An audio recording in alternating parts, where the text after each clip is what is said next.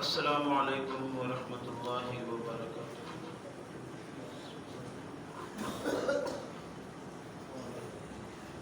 الحمد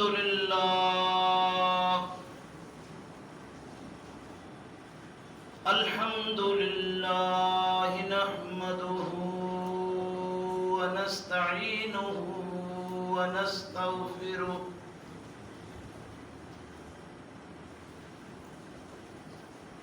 ونعوذ باللہ من شرور انفسنا ومن سیئات اعمالنا،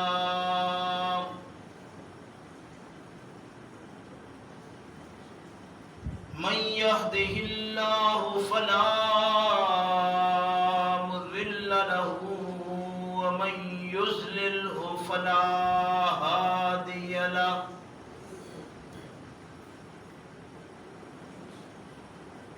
ونشهد أن لا إله إلا الله وحده لا شريك له، ونشهد أن محمدا عبده ورسوله، أما بعد فإن خير الحديث كتاب الله، وخير الهدي هدي محمد صلى الله عليه وسلم، وشر الأمور محدثاتها وكل محدثة بدعة وكل بدعة ضلالة وكل ضلالة في النار۔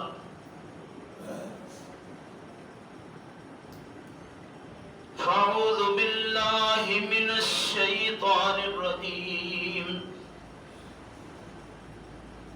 بسم الله الرحمن الرحيم۔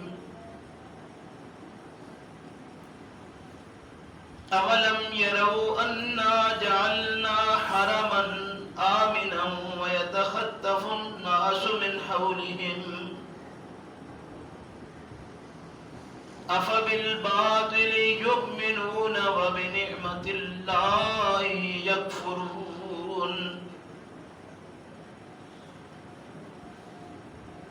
فمن أظلم ممن افترى على الله كذبا أو كذب بالحق لما جاءه،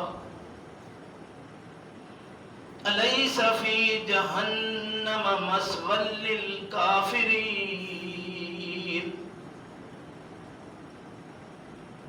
والذين جاهدوا فينا لنهدينهم سبلنا وإن الله لمع المحسنين۔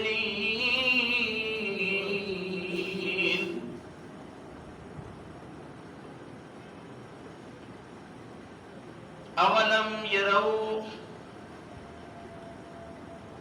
کیا نہیں دیکھتے وہ، انا جعلنا، بلا شبہ بنایا ہم نے، حرمن آمنا،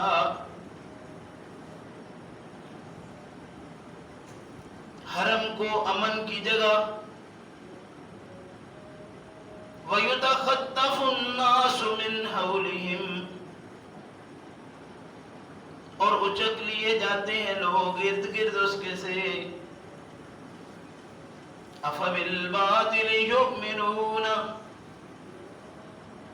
کیا بس یہ باطل پر ایمان رکھتے ہیں، وَبِنِعْمَةِ اللَّهِ يَكْفُرُونَ، اور اللہ رب کریم کے انعامات کا یہ انکار کر رہے ہیں۔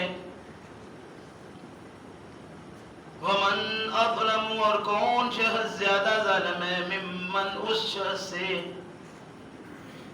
افترا علی اللہ، جو جھوٹ باندھے اللہ پر، کاذباً جھوٹ باندھنا، جو گھڑے اللہ پر جھوٹ، او کذب بالحق،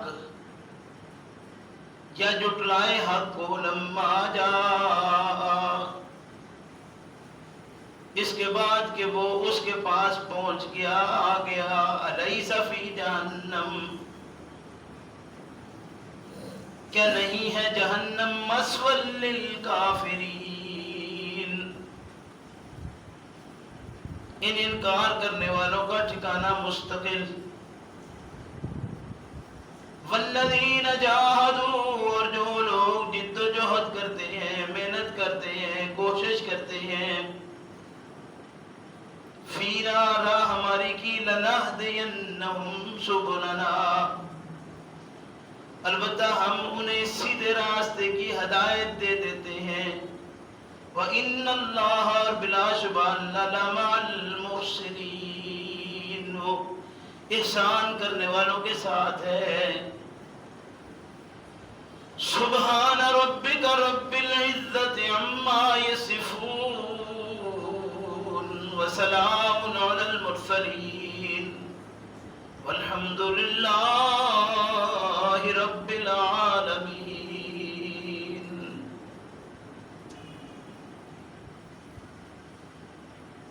میرے محترم بزرگوں، بھائیوں، آج کے سبق میں جو سورہ العنکبوت ہم نے شروع کی ہوئی تھی،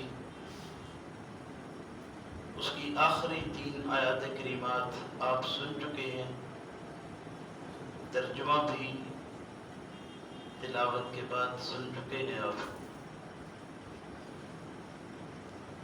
اللہ تبارک و تعالی سے دعا ہے کہ اللہ ہم سب کو صحیح معنوں میں اس کتاب کو سمجھنے کی اور سمجھ کر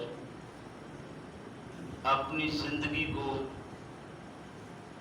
صحیح رستے پر چلانے کی توفیق عطا فرمائے۔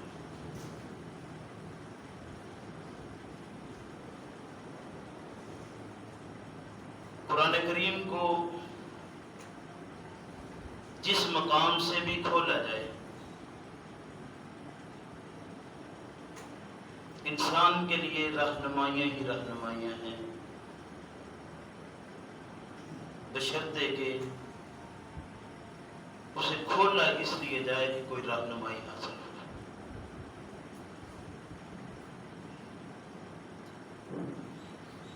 ہم نے چونکہ قرآن کو سمجھا ہی برکت کی کتاب ہے، اور ہم اس کے برکات ہی چاہتے ہیں، تو ظاہر ہے جو اندہ یا بندہ ہوتا ہے، جو تلاش کرتا ہے وہ پاتا ہے، جس کی تلاش اس سے کچھ حاصل کرنے کی ہے، لازمی بات ہے کہ یہ کتاب اس کو اس کی تلاش کے مطابق دے گی۔ ہاں، ایک بات یہ یاد رکھنے کی ہے کہ وہ ہستی اور وہ شخصیت جس کے سینہ اقدس پر یہ قرآن نازل ہوا، صلی اللہ علیہ وسلم، ان کے پیغامات میں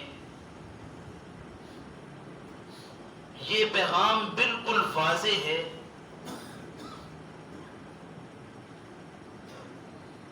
کہ یہ ایسی کتاب ہے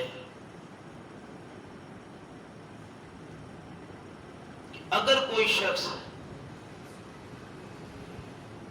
اس سے ہدایت چاہے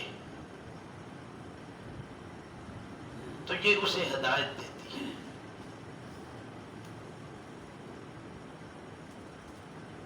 جو اس کے مطابق فیصلہ چاہے یہ اس کا فیصلہ بالکل صحیح اور درست کرتی ہے۔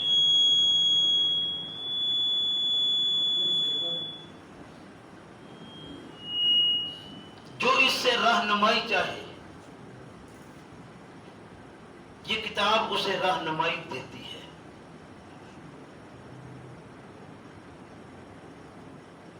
جو چاہے کہ میں اپنی زبان سے اس کے اندر کچھ شامل کر لوں، ملا لوں، وہ اپنی پوری کوشش کر لے۔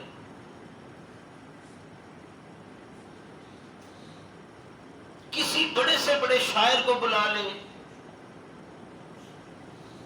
بڑے مفکر کو بلا لے، یہ سب کو اکٹھا کر لے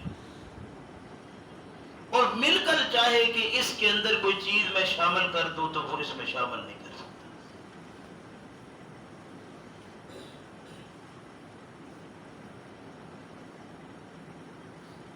لوگ اس کو ہزاروں پہناوے پہنا دیں، لیکن کسی کی زبان ایسی ہو نہیں سکتی جو اس کے ساتھ ملتمس ہو سکے۔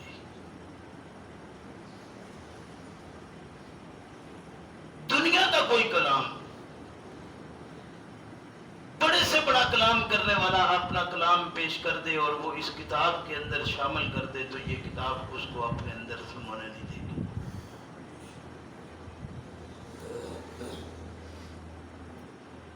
اس کے الفاظ اس وقت کے جو بڑے بڑے شاعر تھے،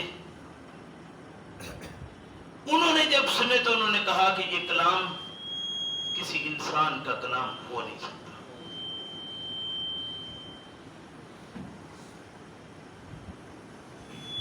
یہ وہ کتاب ہے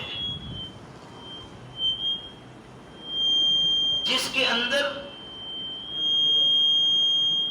کسی چیز کو ملانا تو بڑی دور کی بات ہے۔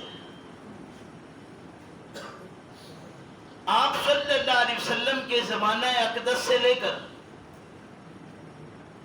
آج تک اور آج کے بعد رہتی دنیا تک جب بھی کوئی شخص اس سے رہنمائی حاصل کرنے کی کوشش کرے گا، یہ بہم اس کو رہنمائی دے گی۔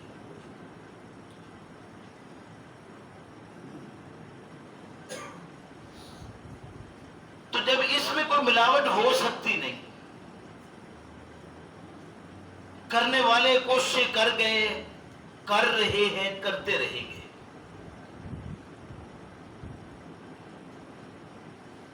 سابقہ کتب سماوی وہ بھی اللہ رب کریم کی طرف سے تھی، لیکن افراد اور تفرید کر کے لوگوں نے اس کے اندر باتوں کو شامل کر لیا تھا۔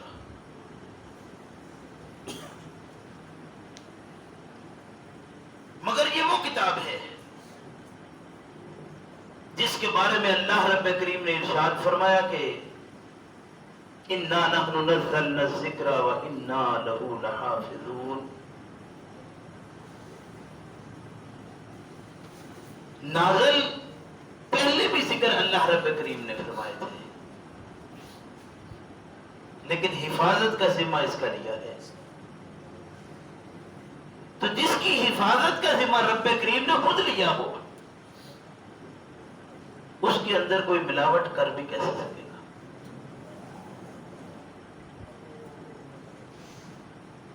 پھر یہ اتنی جامع کتاب ہے، یہ اتنی مفصل کتاب ہے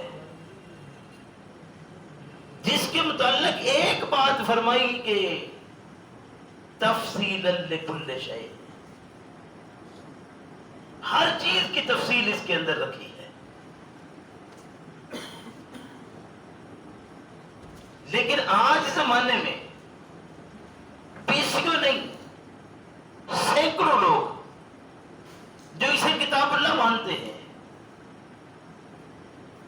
ان کا دعویٰ ہے کہ یہ اللہ کی کتاب ہے، ان کا دعویٰ ہے کہ پیغمبر صلی اللہ علیہ وسلم کی سینہ اقدس میں نازل ہونے والی ہے۔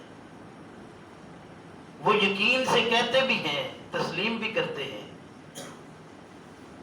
لیکن اس کے باوجود الا ماشاء ماشاءاللہ کہ کوئی کہیں یہ آدمی بھی نظر آئے جو یہ تسلیم کرے کہ ہاں یہ اللہ کی طرف سے کتاب مفصل ہے جو ہر شے کو واقعی کھول کر بیان کرتی اللہ ماشاءاللہ کیسا کچھ ہے۔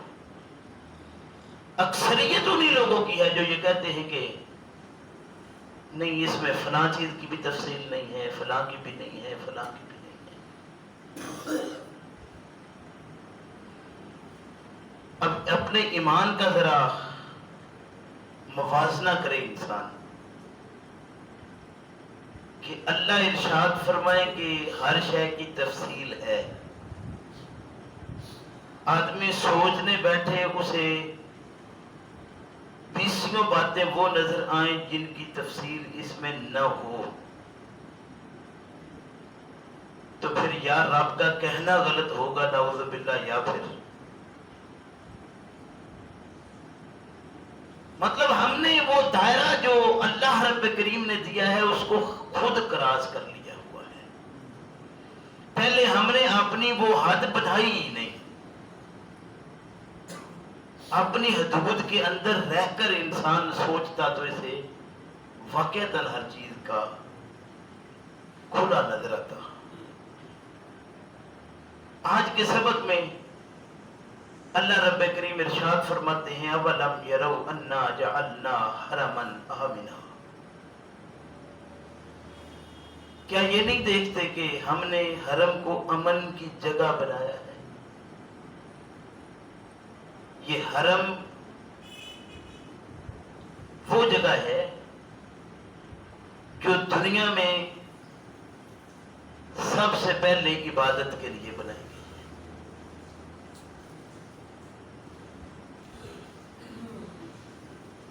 ان اول بیت وضع للناس للذی ببکہ مبارکا، وہ برکت والی جگہ ہے۔ اس حرم کے متعلق اللہ ارشاد فرماتے ہیں کہ ہم نے اسے امن والی جگہ بنایا ہے، لیکن انہوں نے اس کو امن کی جگہ رہنے دیا؟ ہم قرآن پڑھتے ہیں تو قرآن اس بات کی وضاحت کرتا ہے۔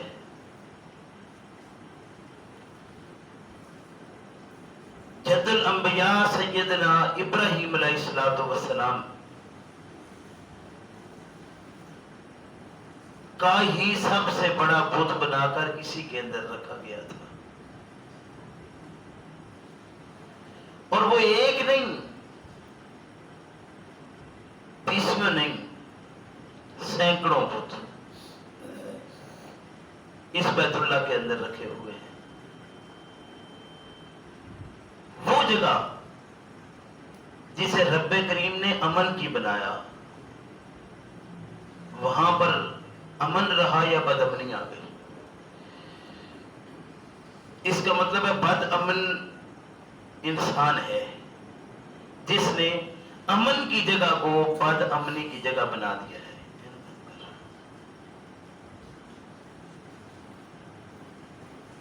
امن کی جگہ کو بد امنی کی جگہ بنا دیا ہے۔ کس کو؟ اللہ ارشاد فرماتے ہیں اولم یروا انا جعلنا حرما آمنا، کیا انہوں نے نہیں دیکھا کہ ہم نے حرم کو امن کی جگہ بنا دیا ہے؟ ان بند کر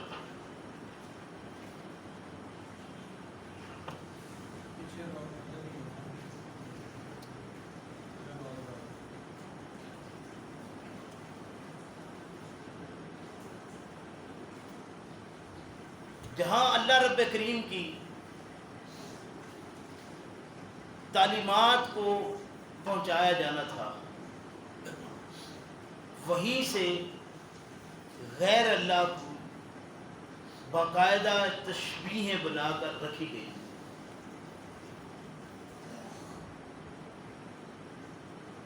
ظاہر ہے کہ جس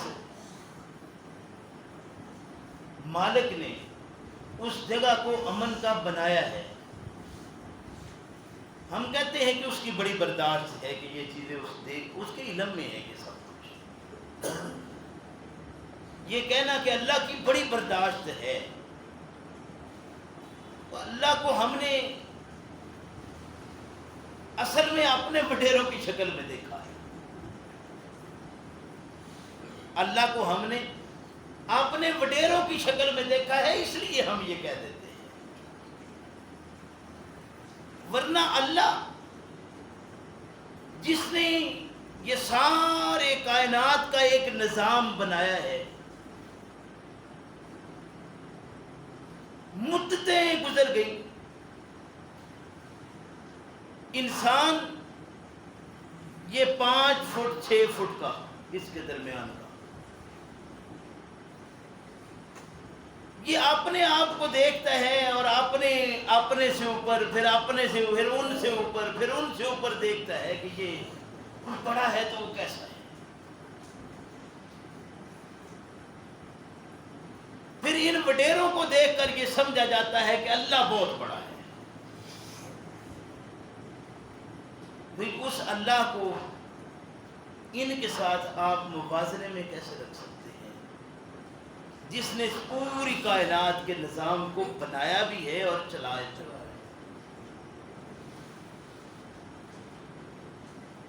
دنیا کے اندر جس کے پاس مال، دولت، طاقت، اقتدار ہے، اس کا ہاتھ پڑے جہاں تک وہ اپنی طاقت کا استعمال کرتا ہے، اور اس طاقت کو استعمال کر کے اپنے لیے، اپنے اعوان و انصار کے لیے، اپنی منتا جپنے والوں کے لیے جو کچھ وہ بنا سکے وہ بنائے گا. لیکن اللہ رب کریم نے تو اس پوری کائنات کو جو بنایا ہے، ساری کائنات کے انسان اس اللہ کے بنائے ہوئے اسی کا رزق کھا رہے ہیں، اسی کی زمین پر بستے ہیں، اسی کی زمین سے اگایا ہوا اس کا اناج کھاتے ہیں، پھر اپنی میں رہتے ہیں. اور وہ اللہ ان سب کو دیتا ہے، پھر جب یہ اس کا در چھوڑ کر غیر کے در پر جاتے ہیں اور جھکتے ہیں، پھر اس کے بھی وہ رزق کا انتظام کیے ہوئے ہے، اس کی کسی جگہ سے بھی وہ رسی کھینچ نہیں لیتا. ہاں، ہر انسان کا جو وقت کا تقرر ہے وہ کیا ہوا ہے.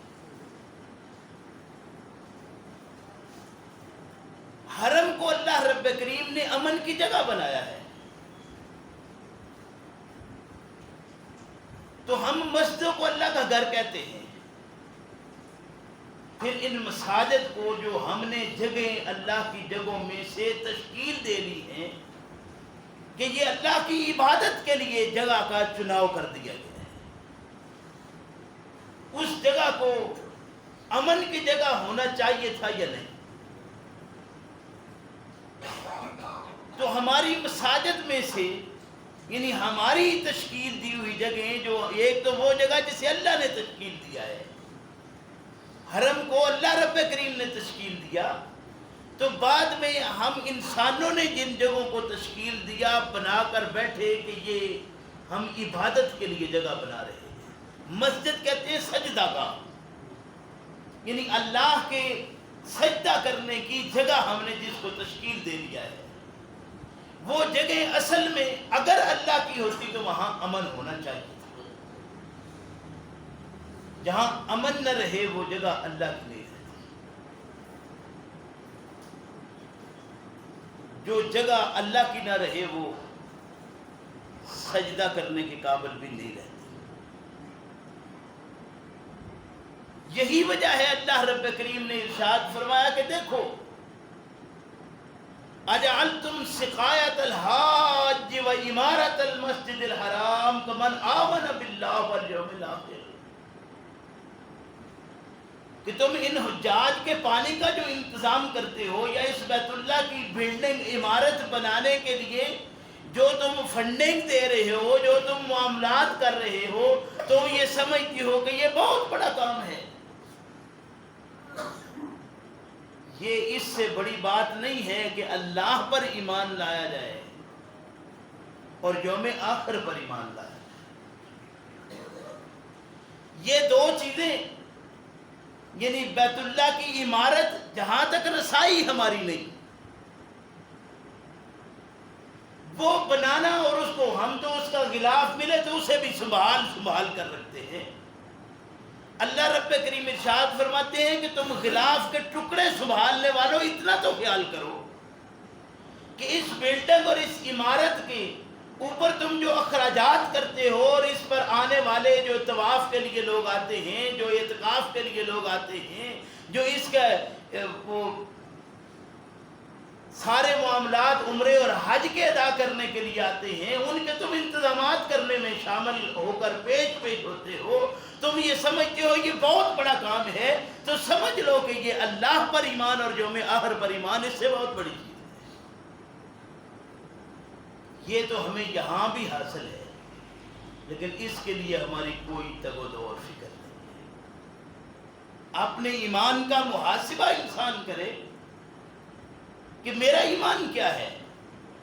اور یوم آخر کا کہہ لینا بڑا آسان ہے، سارے ہی ہم کہتے ہیں، لیکن اگر اس بات کا یقین ہو کہ حقیقت میں ایک یوم آخر ہے، اس یوم آخر میں اس دنیا کے میرے سارے معاملات میرے سامنے ہوں گے. کسی کا کیا تھیایا ہے، کیا لیا ہے، کیا کسی کا حق تھا جو نہیں دیا، کیا کسی کے ساتھ وہ بات کی ہے جو اپنی طرف سے بیان کی ہوئی ہے، کیا کون سے کام ہے جو نہیں کرنے کے تھے کر لیے ہوئے ہیں.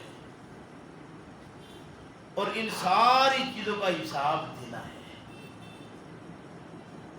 ہم جب یہ کہتے ہیں کہ آپ یہ وضو کرتے ہیں، وضو کر کے مسجد میں تشریف لاتے ہیں، 2 نفل آپ ادا کرتے ہیں، اللہ کے پیغمبر صلی اللہ علیہ وسلم نے ارشاد فرمایا کہ آپ یہ کرتے ہو تو ایسے گناہوں سے پاک ہوتے ہو جیسے بچہ گناہوں سے پاک ہوتا ہے.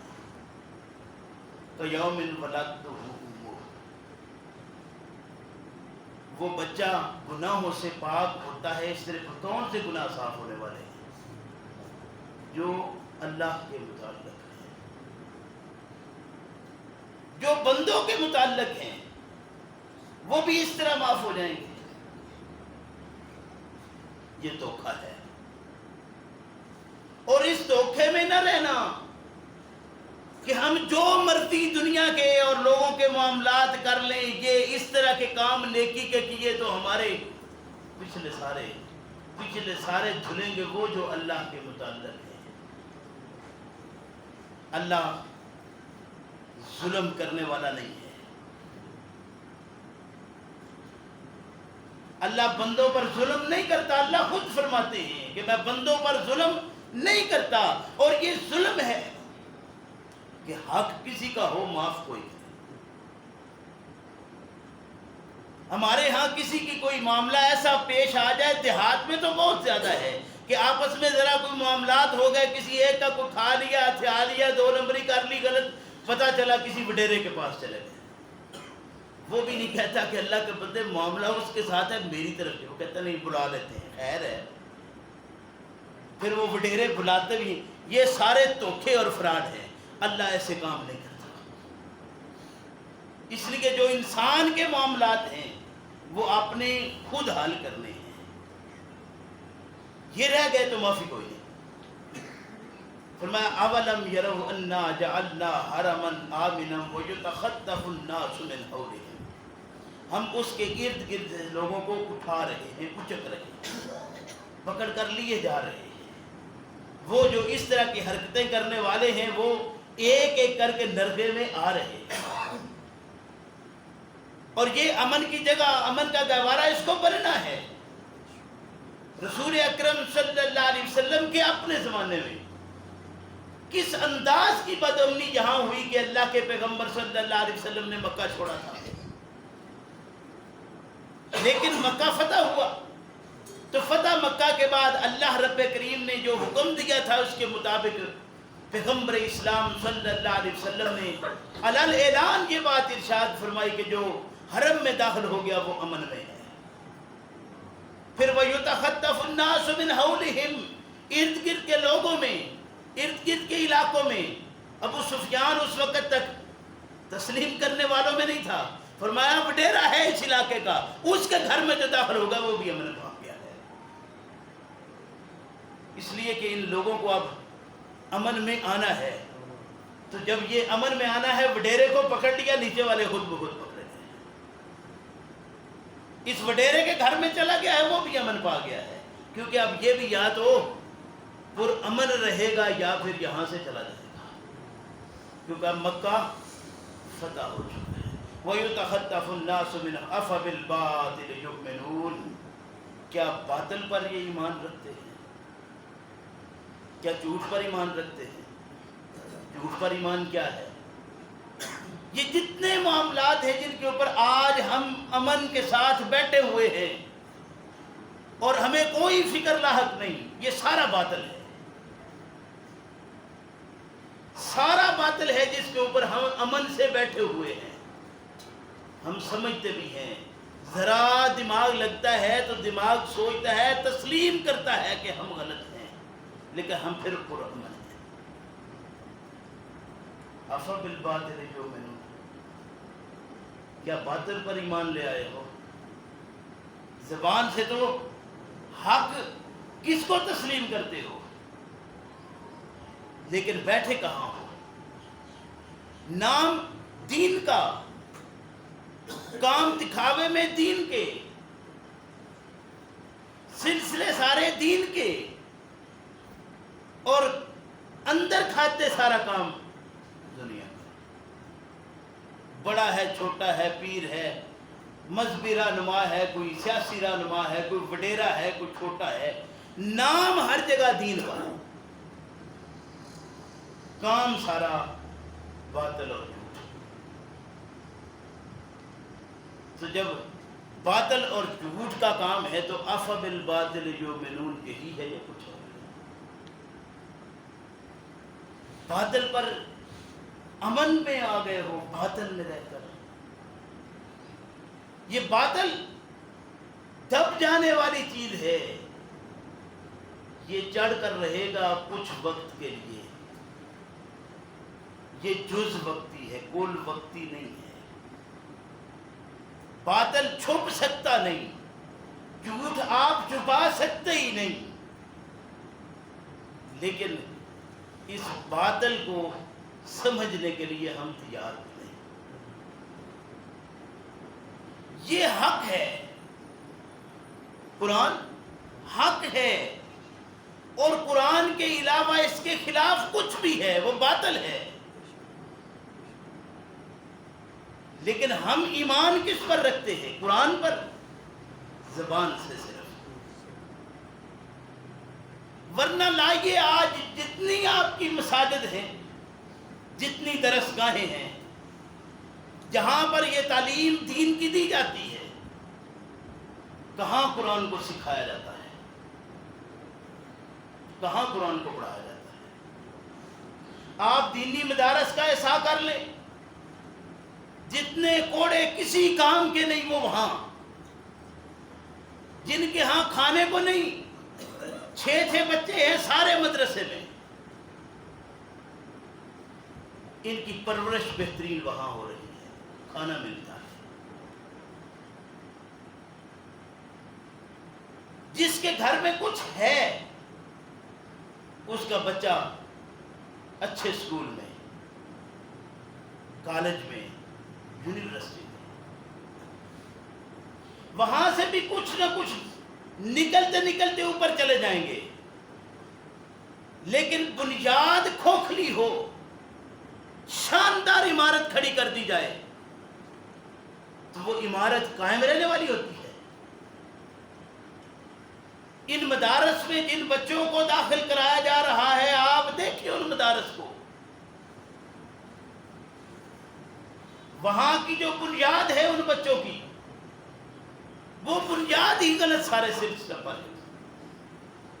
ظاہر ہے جب وہ اوپر نکل کر ان سٹیجوں پر آئیں گے تو وہاں سے آنے والی آواز حق کی ہوگی یا باطل کی؟ کہتے ہیں برتن میں جو ہو وہی نکلتا ہے. آپ شربت انار کی بوتل لیں، شراب ڈال دیں، اب انڈیلے تو شربت انار نکل آئے گا. آخر کیسے؟ اس میں شراب ہے وہی نکلے. جہاں یہ ساری ان کی تعمیر اور ترقی ہو رہی ہے، ان کی تعلیم کے مدارج یہ طے کر رہے ہیں، وہاں سارے کا سارا سلسلہ ہی غلط ہے. اور پھر ہم سمجھتے ہیں کہ یہ بڑا کام ہے، مدرسے کے فارغ ہیں فلاں مدرسے. عقل فکر نام کی جہاں کوئی چیز رکھی تھی، ایمانداری سے کہیے، ایک کالج کا پڑھا ہوا بچہ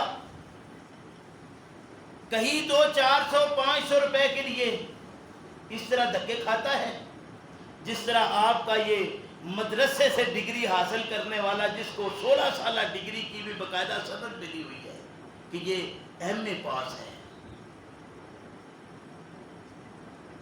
یہ ایم اے پاس کی ڈگری اس سے بھی مل گئی ہے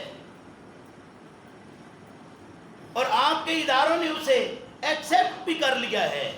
لیکن اس کی حالت یہ ہے کہ یہ قرآن پڑھانے کے لیے جاتا ہے.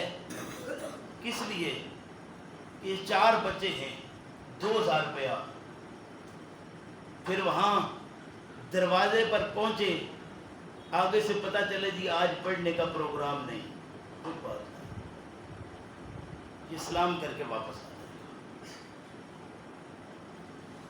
اس کے مقابلے میں ایک 2 کلاس کا بچے کو پڑھانے کے لیے آپ ایک تعلیم یافتہ بندے کو ہائر کرتے ہیں،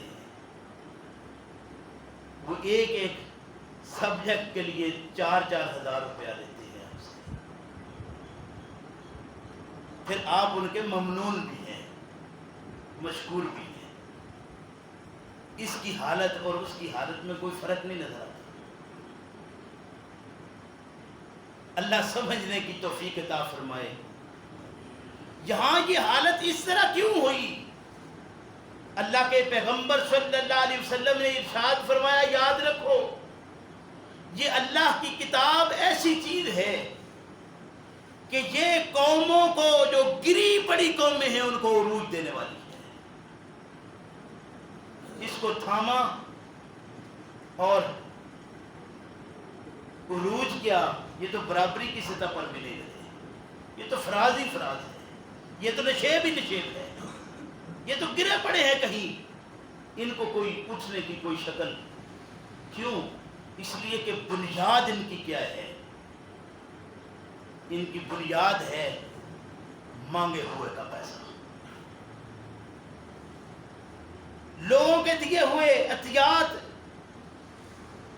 لوگوں کے دیے ہوئے فنڈز، فطرانے، یہ اس پر پرورش پائے ہوئے ہیں. اب یہاں سے نکلنا کیا ہے؟ جو یہاں داخل ہے. اللہ سمجھنے کی توفیق عطا فرمائے.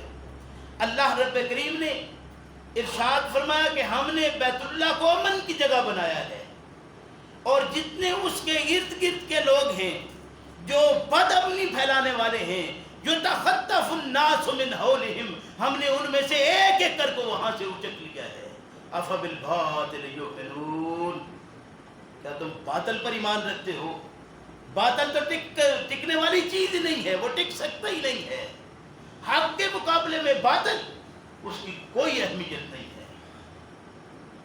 آپ نے پچھلے جمعہ یا اس سے پچھلے جمعہ پر یہ بات سنی تھی. اللہ رب کریم نے ارشاد فرمایا یہ تو ایسے ہے جیسے جھاگ، جھاگ کی طرح، کچھ اس میں اس کی کوئی طاقت وقت نہیں ہے. یہ جھاگ ہے جو ابھرا ہوا تمہیں نظر آتا ہے، کوئی اس میں طاقت نہیں. پانی بڑی سے بڑی چیز اس کے سامنے آئے یہ گرا کر نکل جاتا ہے، لیکن جھاگ ذرا رکاوٹ آئی کہ وہی ختم. ان کی صورت یہ ہے. کس کی؟ جو باطل ہے. افبالباطل یؤمنون، کیا باطل پر تم ایمان لے آئے ہو؟ وبنعمت اللہ یکفرون، اور اللہ کی نعمتوں کا تم انکار کر رہے ہو. یہ اللہ کی نعمتیں، اللہ کے انعامات جو اللہ نے تمہیں عطا کیے ہیں. میں نے پچھلے جمعہ پر بھی عرض کیا تھا کہ اللہ کے انعامات کا احساس کرو. ایک آنکھ اللہ لے لے، واپس دینے کی کوئی شکل نہیں. آپ کہتے ہیں سارا کچھ چلا جائے، یہ آنکھ مجھے واپس مل جائے، یہ نہیں واپس ملتی. اس کی کوئی صورت نہیں ہے. آپ وہاں پر آرٹیفیشل لگوا لیں، اس کے لیے کوئی متبادل انتظام اور کر لیں، سب کچھ جو کر سکتے ہو کر لو، لیکن اس اصل کو تم واپس نہیں لوٹا سکتے. اگر تمہیں یہ شک ہے تو فرمایا کہ پھر میں ایک ایک کر کے تم سے لے جاتا ہوں. آ جاؤ ذرا اکٹھے ہو جاؤ، میں لے جانے لگا ہوں. بلا لو جس کو چاہتے ہو، اور وہاں سے آ کر ان سے کہو کہ وہ گھٹ کرے، تعویذ کرے، جو کچھ کروانا ہے ان سے کروا لو، اور کہو کہ اس کو روک لے، ہم لے جا رہے ہیں. ہم انہیں لے جانے والے ہیں اور لے جانے لگے ہیں. تم بلا لو ان کو. ترجعونہا ان کنتم صادقین، اگر تم سچے ہو تو واپس لٹا لو ان کو. ہے کوئی تمہارے پاس طاقت ایسی؟ نہیں، تم یہ نہیں کر سکتے. واپسی لٹانا تمہارے اختیار میں ہے نہیں.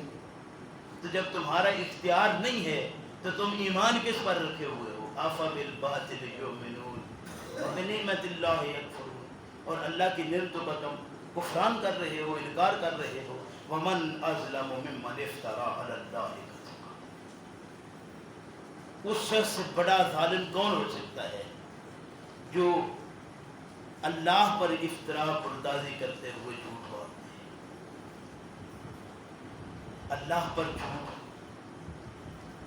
اللہ پر جھوٹ باندھنا، اللہ پر جھوٹے الزام لگا دینا. بات میں رکا ہوں 2 دفعہ، ذرا غور کیجئے. وہ لوگ جو یہ کہتے ہیں کہ قرآن میں بھی اختلاف موجود ہے، علماء سے چلتے ہیں نا، پھر آگے دوسری طرف چلے جائیں گے. جو بندہ یہ کہتا ہے کہ اس کے اندر اختلاف ہے، اللہ کے ارشاد فرماتے ہیں اس میں اختلاف نہیں. لوگ کہتے ہیں اس میں اختلاف ہے. جو یہ کہے اس میں اختلاف ہے، اس نے اللہ پر کیا باندھا؟ ابھی بہت ساری چیزیں ہیں، یعنی زمانے میں لوگ جن کو بیان کرتے ہیں کہ یہ بیماری دور کرنا، باقی معاملات سارے جس طرح کا بھی ہے، یہ شفا ہے. لیکن شفا بند کر لیں گے اسے، کہ کٹ کر لیں، تعویذ کر لیں، گلے میں لٹکا لیں، یہ شفا دے دے گا. شہد میں شفا نہیں، کلونجی میں شفا نہیں، کبھی باندھا اس کو؟ اسے کیوں باندھتے؟ شفاء للناس تو ہے، لیکن یہ شفا کس کی تھی؟ یہ تو صدور کی شفا تھی. اور وہ کیسے حاصل کرنا تھی؟ اس کو سیکھ کر. سیکھا تو ہم نے ہے ہی. ہم نے تو پہلے بنیادی طور پر جو ہمیں ننہال ددھال سے ہمارے دادا نانا دادی نانی نے جو کچھ ہمیں دے دیا، وہ سارا اس کے اندر محفوظ. اب ہم اس کے اوپر قرآن کو فٹ کر رہے ہیں اور پوری زندگی سے فٹ کرنے میں لگا رہے ہیں. کبھی یہ سوچا ہو کہ میں دنیا میں بھیجا گیا ہوں، اپنی مرضی سے آیا نہیں. اب مجھے یہ رہنمائی کی کتاب بھی دے دی گئی ہے، مجھے اسے سیکھنا ہے اور اس کے مطابق زندگی گزارنا ہے. یہ تو کہیں نظر نہیں آیا. اگر یہ نہیں کیا، پھر یہ کہا کہ اللہ بخشنے والا ہے، وہ بخش دے گا. قرآن بار بار کہتا ہے کہ میں کسی کی سفارش قبول نہیں کروں گا. ہاں، کوئی سفارش کرنے والا سفارش کرے گا تو اس کی سفارش کا اسے کوئی فائدہ. فما تنفعهم شفاعت الشافعین، کسی سفارشی کی سفارش وہاں نفع مند نہیں ہوگی. ہم کہیں محمد رسول اللہ شفیع المذنبین ہے، اللہ پر جھوٹ باندھا یا نہیں باندھا؟ میں نہیں کہہ رہا، لیکن یہ وہ باطل جملے ہیں جو ہمارے ہر گھر کے اندر ہر فرد کے کان میں پہنچے ہوئے ہیں۔ ہم سمجھتے ہیں کہ رسول اکرم صلی اللہ علیہ وسلم سفارشی بن کر بچوا دیں گے۔ اللہ ارشاد فرماتے ہیں فَمَا تَنْفَعُهُمْ شَفَاعَةُ الشَّافِعِينَ، کسی سفارشی کی سفارش وہاں نفع مند نہیں ہوگی۔ اللہ ارشاد فرماتے ہیں کہ تمہارے اعمال جو تم نے کیے ہیں اس کا بدلہ تمہیں ملے گا۔ ہم کہتے ہیں نہیں، تم مرو ہم بخشوا دیں گے، وفات بٹھائیں گے، 3 دن تک قرآن خوانی کرا لیں گے، باقی سارے یہ کیا ہے؟ اللہ پر جھوٹ نہیں۔ ہاں ہمیں غیر کا جھوٹ بہت نظر آتا ہے، اپنا کچھ بھی خیال نہیں آتا کہ ہم کیا کر رہے ہیں۔ فرمایا وَمَنْ أَظْلَمُ مِمَّنِ افْتَرَىٰ عَلَى اللَّهِ كَذِبًا، اس شخص سے بڑا ظالم کون ہے جو یہ کہے کہ اللہ پر کوئی جھوٹی بات اس کے ذمہ لگا دے، اللہ کے ذمہ لگا دیں یہ باتیں جو اللہ نے کہی ہوئی نہیں ہے، یہ جھوٹ نہیں کیا ہے۔ فرمایا او کذب بالحق لما جاءہ، یا جھٹلا دے اس حق کو جو اس کے پاس پہنچ چکا ہے۔ قرآن تم تک پہنچا یا نہیں؟ آج جو ہم چند لوگ یہاں بیٹھے ہیں، کیا ہمیں علم ابھی تک نہیں ہوا کہ یہ کتاب ہماری رہنمائی کے لیے آئی ہے؟ اگر پھر بھی ہم جھٹلا دیں اور کسی دوسری طرف منہ کر لیں، رخ کر لیں، تو یہ ہماری مرضی اپنی۔ ایک بار نہیں بار بار یہ بات عرض کر رہا ہوں۔ دیکھیے یہ سورہ العنکبوت ختم ہو رہی ہے، سورہ نساء اگلے جمعے سے شروع کر رہے ہیں۔ میں پھر عرض کرتا ہوں کہ سورہ النساء بڑے مضامین اس کے اندر پنہاں ہیں۔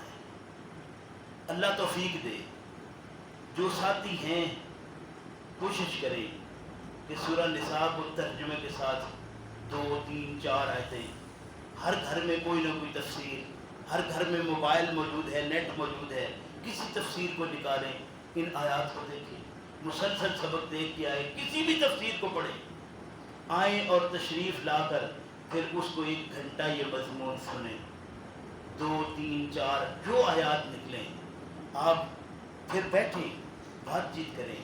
آپ میرے بھائی ہیں، ہم سب ایک اس رستے پر نکلے ہیں کہ ہمیں حق سیکھنا ہے، تو سیکھنے کے لیے جب ہم چل پڑے ہیں تو کیوں نہ ہم اس طرح چلیں کہ ہم قریب ہو کر پھر بیٹھ کر اس پر بات چیت کریں، ہم آپس میں مل بیٹھیں اور بات چیت کریں۔ آپ کچھ سوال سیکھ کر آئیں، پھر بیٹھیں، پھر سوال کریں، اگر جواب خطبے میں نہیں ملا آ جائیں، بیٹھ جائیں، اس پر سوال کر لیں۔ اللہ کرے کہ آپ کی اصلاح ہو چکی ہوئی ہو، میری اصلاح کا بندوبست آپ کر دیں۔ مجھے بھی جنت چاہیے، مجھے بھی جہنم سے نجات چاہیے، آپ کو بھی چاہیے، آپ بھی سیکھ کر آئیں، میں بھی سیکھ کر آؤں، مل بیٹھیں۔ یہاں میں کھڑا ہوں 1 گھنٹہ، اس کے بعد پورا ہفتہ ہم اکٹھے کسی وقت کسی جگہ مل بیٹھ سکتے ہیں۔ اس دن بیٹھے، کسی اور دن بیٹھے، سیکھیں۔ میرے بھائی یہ سیکھنے کا وقت ہے، اللہ توفیق دے۔ افبالباطل یؤمنون وبنعمت اللہ قاذبا او کذب بالحق لما جاءه الیس فی جہنم مثوی للکافرین۔ فرمایا جو انکار کرنے والے ہیں ان کا ٹھکانہ کیا جہنم کے علاوہ بھی کچھ رکھا ہے اللہ نے؟ لوگ ایک فتویٰ یہ بھی لگاتے ہیں کہ یہ جنت اور دوزخ کا منکر ہے۔ میں علن اعلان یہ بات کر رہا ہوں کہ اللہ کے فضل و کرم سے جنت چاہتا ہوں، دوزخ سے بچنا چاہتا ہوں۔ یاد رکھیے کہ اللہ کی یہ بھڑکائی ہوئی دوزخ اور اللہ کی وہ چمکائی ہوئی جنت، کوئی اس میں شک والی بات نہیں ہے، لیکن ملنا کردار سے ہے دونوں میں، کسی خاندان کے لحاظ سے نہیں ملے گی۔ جنت اور دوزخ کا چناؤ خاندانی نہیں ہے، مسلکن نہیں ہے، صرف زبان کے اقرار سے نہیں ہے، عمل کا نتیجہ ہے۔ عمل جنت والا ہوگا، دوزخ نہیں پہنچ سکتے ہو۔ عمل دوزخ والا ہوا، جنت نہیں جا سکتے ہو۔ تم کسی بڑے خاندان کے ہو، تم پیرزادے ہو یا شاہزادے ہو، یہ یاد رکھو کردار اللہ کے ہاں تمہارا دیکھا جائے گا۔ اللہ مجھے آپ کو اسے صحیح کرنے کی توفیق عطا فرمائے۔ ربنا لا تزغ قلوبنا بعد إذ هديتنا وهب لنا